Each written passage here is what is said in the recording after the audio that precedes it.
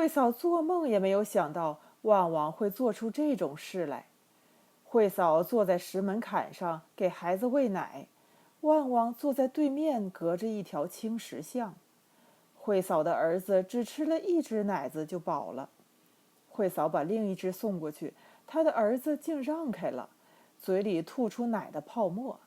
但是惠嫂这只乳房胀得厉害，便决定挤掉一些。惠嫂侧身站到墙边，双手握住了自己的奶子，用力一挤，奶水就喷涌出来了，一条线带着一条弧线。旺旺一直注视着惠嫂的举动。旺旺看见那雪白的乳汁喷在墙上，被墙的青砖吸干净了。旺旺闻到了那股奶香，在石巷十分温暖、十分慈祥的四处弥漫。旺旺悄悄地走到对面去，躲在墙的拐角。惠嫂挤完了，又把儿子抱到腿上来。孩子在哼唧，惠嫂又把衬衣撩上去，但孩子不肯吃，只是抱着妈妈的乳房和自己玩，嘴里说一些单调的听不懂的声音。惠嫂一点都没有留神，旺旺已经过来了。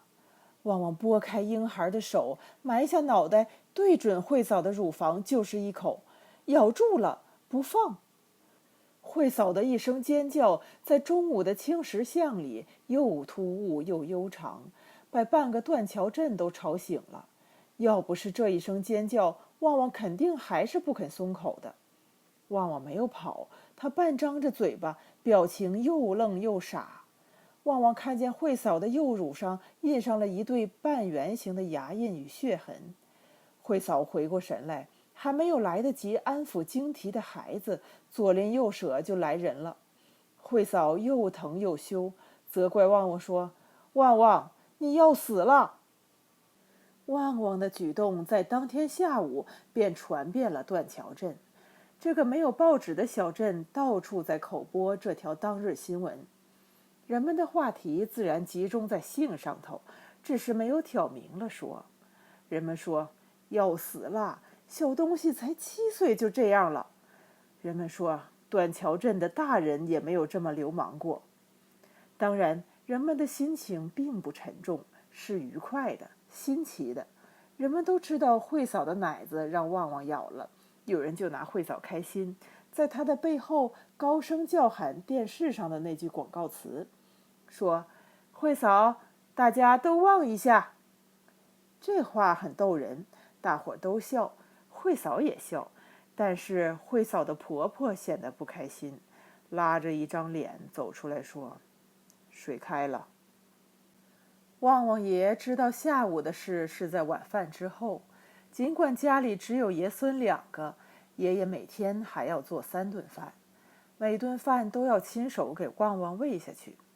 那只不锈钢碗和不锈钢调羹和昔日一样铮亮，看不出磨损与锈蚀。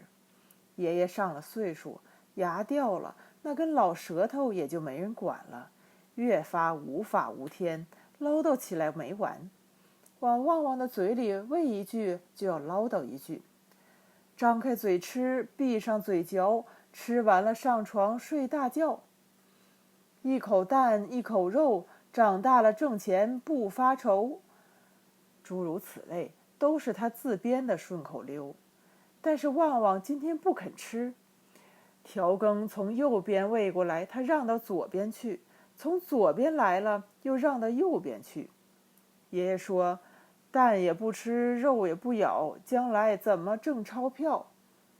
旺旺的眼睛一直盯住惠嫂家那边。惠嫂家的铺子里有许多食品。爷爷问：“想要什么？”旺旺不开口。爷爷说：“德芙巧克力。”爷爷说：“亲亲八宝粥。”旺旺不开口。亲亲八宝粥旁边是澳洲的全脂粉。爷爷说：“想吃奶？”旺旺回过头，泪汪汪的正是爷爷。爷爷知道孙子想吃奶，到对门去买了一袋，用水冲了，端到旺旺的面前来，说：“旺旺吃奶了。”旺旺咬住不锈钢调羹，吐在了地上，顺手便把那只不锈钢碗也打翻了。不锈钢在石头地面活蹦乱跳，发出冰凉的金属声响。爷爷向旺旺的腮边伸出巴掌，大声说：“捡起来！”旺旺不动，像一块咸鱼，翻着一双白眼。爷爷把巴掌举高了，说：“捡不捡？”又高了，说：“捡不捡？”爷爷的巴掌举得越高，离旺旺也就越远。爷爷放下巴掌，说：“小祖宗，捡呀！”是爷爷自己把不锈钢餐具捡起来了。爷爷说：“你怎么能扔这个？你就是这个喂大的，这可是你的奶水，你还扔不扔啊？扔不扔？还有7个月就过年了，看我不告诉你爸妈！”按照生活常规，晚饭过后，旺旺爷到南门屋檐下的石码头上洗碗，隔壁的刘三爷在洗衣裳。刘三爷一见到旺旺爷便笑，笑得很鬼。刘三爷说：“旺爷，你家旺旺吃人家会扫豆腐，你教的吧？”旺旺爷听不明白，但从刘三爷的皱纹里看到了7拐8弯的东西。刘三爷瞟他一眼，小声说：“你孙子下午把会嫂的奶子啃了，出血了。”旺旺爷明白过来，脑子里就轰隆一声，可了不得了，这还了得！旺旺爷转过身就操起扫帚，倒过来握在手上，揪起旺旺，冲着屁股就是3、4下。小东西没有哭，泪水汪了一眼，掉下来一颗，又汪开来，又掉。他的泪无声无息，有一种出格的疼痛和出格的悲伤。这种哭法让人心软，叫大人再也下不了手。旺旺爷丢了扫帚，厉声诘问说：“谁教你的？是哪一个畜生教你的？”旺旺不语。旺旺低下头，泪珠又一大颗一大颗往下丢。旺旺爷长叹一口气，说：“反正还有7个月就过年了。”